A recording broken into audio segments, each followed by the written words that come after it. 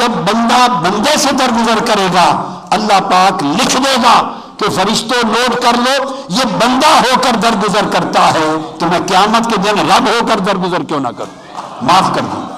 گویا ایک دوسرے سے درگزر کرنا جنت کا سرٹیفکیٹ لے لینے کے مترادف۔ اگر آپ کے دل سخی ہو جائیں، طبیعت سخی ہو جائے، آپ کے برتاؤ میں رویے میں سخاوت آ جائے، عفو درگزر آ جائے، یہی سخاوت نفس ہے۔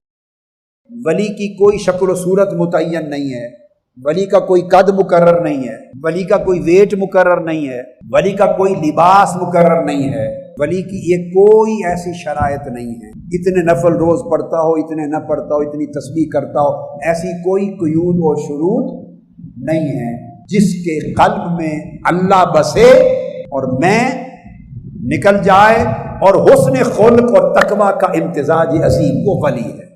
سب دوست یار بھائی قیامت کے دن ایک دوسرے کے دشمن ہوں گے، تو پھر اس دن یار کون ہوگا؟ اللہ نے فرمایا الا المتقین، میرے ولی یار ہوں گے۔ آقا علیہ السلام نے فرمایا 70,000 افراد میری امت کے ایسے ہوں گے جنہیں بلا حساب و کتاب بخشا جائے گا، اور آگے فرمایا ان میں سے ہر ایک ایسا ہوگا، ہر ایک کے ساتھ پھر 70,000 اس کے ساتھ۔